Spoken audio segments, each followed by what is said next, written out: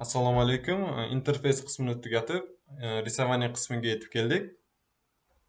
Bu yerda shuni aytib o'tishim kerakki, har qanday qiyin chizma asosida oddiy primitivlar yotadi. Bular to'g'ri chiziqlar, egri chiziqlar, aylana hamda ellipslar yotadi. Misol uchun, mana buni oddiy egri chiziq hamda to'g'ri chiziqlardan tashkil topgan, oddiy kesmalardan. Demak, risovaniya instrumentlarini ko'rish uchun boshqa faylga o'taman. Men risovaniya instrumentlarini mana bunday qismlarga ajratdim. Asosiy qismlar, ya'ni bu kesma, oddiy mana bu отрезок deb nomlanadi. Kelgusida ismlarini ruschada aytaman, chunki instrumentlarimiz hammasi ruschada. Lekin mana bu yerda o'zbekchasiga perevod qilib qo'yganman. Отрезокlardan tashkil topgan bu oddiy to'g'ri chiziq, buni boshi, oxiri hamda o'rtasi mavjud. Keyingisi bu poliliniya. Poliliniya bular egri hamda to'g'ri chiziqdan tashkil topgan ketma-ket ketuvchi chiziqlar. Ish jarayonida asosan poliliniyadan foydalanamiz. Отрезокni esa почти foydalanmaymiz. Umuman olganda juda kamdan kam hollarda foydalanamiz, chunki poliliniya отрезокni toshna отрезокka o'xshaydi hamda undan ham yaxshiroq ishlarni bajara olishi mumkin. Keyingisi bu aylana, yoy hamda to'g'ri to'rtburchaklar bor. Ularni ham o'rganib olamiz.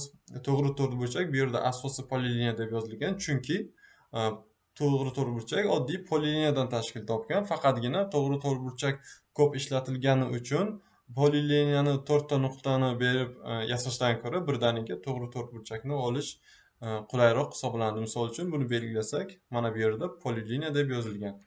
Poliliniyada ham xuddi shunday. Poligonlar ham bor. Poligon bu ko'p qirrali to'rtburchak hisoblanadi. Buni yasash paytida uni tomonlarini sonini belgilab ham yasashimiz mumkin. Bu ham asosiy poliliniya hisoblanadi. Keyingisi bu ellips. Ellipsni ham mana bu yerdan yasashimiz mumkin. Keyingisi spline, bu egri chiziqlar hisoblanadi. Keyingi primitivlarimiz bu yordamchi primitivlar. Bu chizish paytida bizlarga ancha qo'l keladi. Birinchisi buni primaya. Mana bu yerda yordamchi chiziqlar bo'limida joylashgan. Primaya, ya'ni cheksiz chiziq hisoblanadi. Boshi ham oxiri ham yo'q, lekin faqat o'rta nuqtasi hamda bir yo'nalishni belgilab chizishimiz mumkin. Ikkinchisi nur, ya'ni luch. Bunda boshi bo'ladi hamda oxiri cheksizlik tomon tugamaydi. Keyingisi bu nuqtalar geodezistlar tomonidan juda ham keng qo'llaniladi. Ishlash jarayonida o'zingiz amin bo'lasiz. Buni ham ko'rinishini o'zimiz xohlagandek o'zgartirishimiz mumkin. Buni ham kengroq o'zning darslarida bajarib ko'rib o'tamiz. Keyingisi bu пометочный облако. Bu mana bunday belgilovchi bulut. Buni misol uchun rangini o'zgartirib chizmalarda o'zgartirish kirgizganingizni ko'rsatib o'tishingiz mumkin. Bu ham mana bu yerda joylashgan. Misol uchun mana bunday qilib qo'yishingiz mumkin. AutoCADning oldingi versiyalarida bu ham poliliniyadan tashkil topgan bo'lgan oldin. Hatto 2017-18da bu poliliniyadan tashkil topgan edi asosi. Hozirda esa 22-yilda отдельно instrumentga aylantirildi. Bunday qarasangiz mana bu yerda пометочный облако отдельный instrument. Oldingi versiyalarda bu poliliniya edi. Keyingisi bu spiral, ham 2D hamda 3D spiral mana bu yerda joylashgan.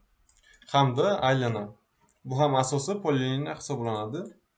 Ko'rsak mana. Keyingi instrumentlar bu hudud, maskirovka, ya'ni hududni olib qaraydigan bo'lsak, hudud mana bu yerda joylashgan. Bironta chizilgan poliliniyadan hudud chizishimiz mumkin. Umuman olganda bu hudud komandasi hech nimaga yaramaydi desam adashmagan bo'laman, chunki juda ham ish faoliyatim davomida buni umuman ishlatmaganman hamda uni imkoniyatlari juda ham kam hisoblanadi. Uni redaktorsiz qilib bo'lmaydi, nuqtalarni joyini almashtirib bo'lmaydi. buni shunchaki bilib qo'yganingiz yaxshi. Keyingisi maskirovka. Ish jarayonida buni ishlata bilishingiz sizni ishingizni ancha yengillashtiradi. Bu biron bir chizmangizni biron qismini yopib qo'yish uchun xizmat qiladi. Misol uchun mana bunday tarzda. O'sha maskirovka turgan joyda chizma yopiladi hamda pechatga bergan paytingizda o'sha maskirovka bilan yopilgan joy pechat vaqtida chiqmaydi. Faqat shunga ham ahamiyat berish kerak. Maskirovkamiz bizlarni belgilagan obyektimizdan ustida joylashishi kerak. Misol uchun mana bunday vaqtlar ham bo'lib qolishi mumkin. Maskirovkamiz obyektimizni pastida joylashgan. Bu paytda esa obyektimiz ko'rinib qoladi. Ustiga joylash uchun esa maskirovkamizni tepa tomon tashlashimiz kerak.